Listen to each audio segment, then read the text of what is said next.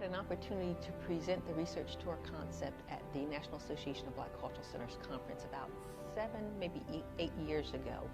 And people were very excited about this particular model. It has served as a benchmark program for other colleges and universities to emulate.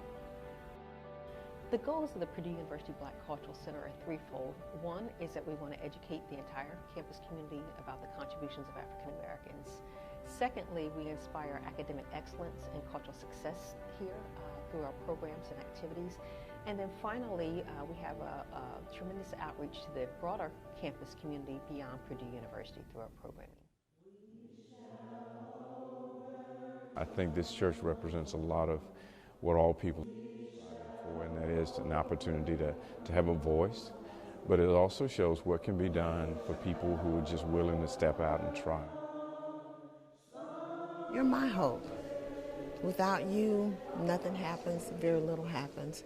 So my hope is that something was said or done today to inspire the young people to keep this movement moving forward and to make a difference in life. We had an opportunity to visit cultural institutions, and then we also had an opportunity to work with artists there in the community. And as you know, the Black Cultural Center has an incredible performing arts ensemble program. And at the end of the tour, our goal is for students to be able to share that research that they've acquired as a result of this research tour and do a major stage production at the end of the semester, in which, in a very creative and artistic representation of what they learned, is going to be presented to the campus community. The reason it's important they know about it, the fact they will not always live in that same environment. I mean, this is a mobile society now.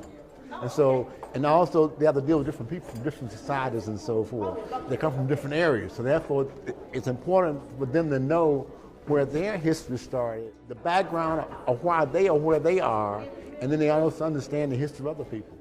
I'd like the kids to know that their history is important. And if you don't know your history, you're likely to repeat it. So it's important to learn it. And I want them to know that you don't have to be the leader of a movement to make a difference. You stand up for what you believe in and what is right. You can make a difference. I think what the lasting thing we want to know is that anybody can make a difference. Everybody we talked about while they've been here were regular folks who took the time to do what they needed to do to make a change. And every now and then we deify our leaders to the point where we feel like we can't get to that point or we can't achieve that. And we hope what we're doing at the Institute and what happened with Barry's tour is that we're showing folks that, listen, it doesn't matter where you come from, what you look like, what your religion is.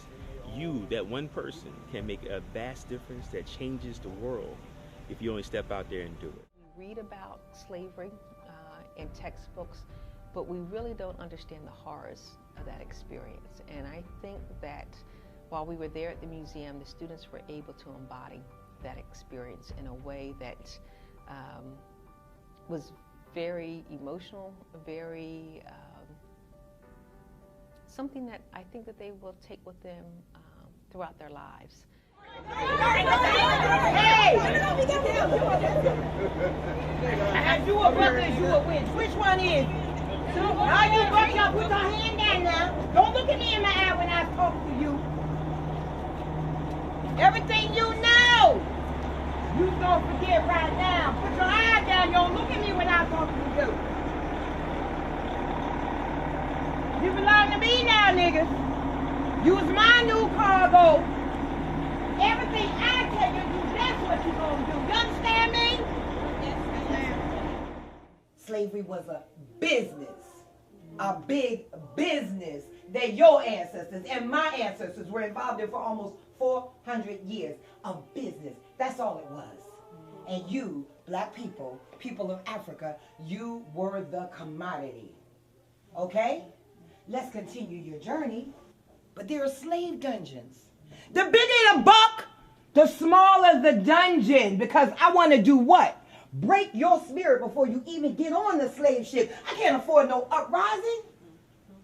I got to beat you down so that you understand I'm the master now. That's the reason for the name calling. That's the reason for all the chains and the whips. That's the reason for separating you from your family. This is when I get to make money off your black butt. This is also where a lot of the lies began in the black community that still exists today. First lie, in order to get the highest price from you, take that fat back and grease up that body so that you look nice and what? Shiny. Yeah, you know. Calling us out of our name again, burning crosses on our lawns in front of our churches, bombing our churches, killing our people, lynching our people. A whole new era in history comes up. They call this the Jim Crow era. Another era of terror, another era of hate against your people. Go back to Africa, nigga. Well, dang, we was in Africa. You could have just left us there. We was fine. We ain't that. And the best way to empower them is to teach them their history.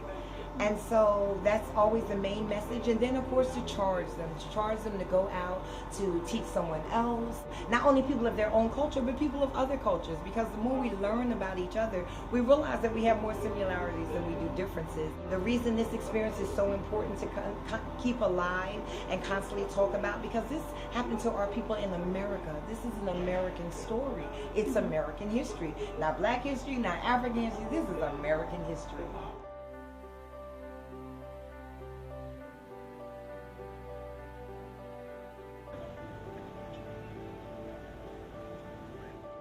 I'd like them to understand that everything that we talked about was done by ordinary people. Not to lionize, not to put people on pedestals. Because when we make people higher than we are, then that kills our responsibility for what we can do. Because we quickly say, well, they did it because they were Rosa Parks, or they did it because they were Viola Louisa, or they did it because they were Reverend Fred Shuttlesworth, so I can't do it. All of these people were human beings. And last but not least, there is no courage without fear. It's okay to be afraid. Just do what you have to do anyway. Talking about a moon dog, talking about a black dog, I'm talking about a white dog, I'm talking about a long dog, I'm talking about a hot dog, all them dogs, all them dogs, all them dogs, all them dogs. I wonder why can't we sit on the apple tree?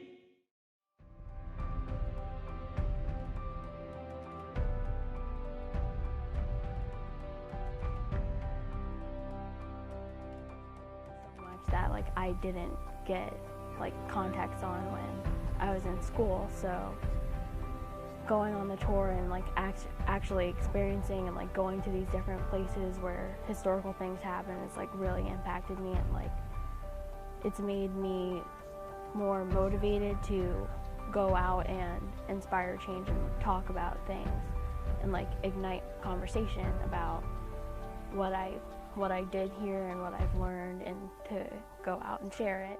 The whole movement, it wasn't just as whitewashed as we were taught in school. You know, we were taught about Martin and Rosa. That was about it.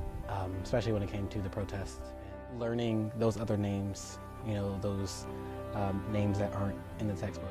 And it really showed me the perseverance of our people, and that's something that I really will take away from this, about how my people are strong. It gives me lots of pride, you know, especially to hear how brilliant my ancestors were. I think it's just a great opportunity to teach the youth that there is so much that the story that needs to be told, so much stuff that goes untold, and so much to be proud of. And I feel like if we restore that pride in our youth, then we can go a long way. We have many generations ahead of us, and you know, before all this world comes to an end, I believe that we should restore that pride and that community that we had once.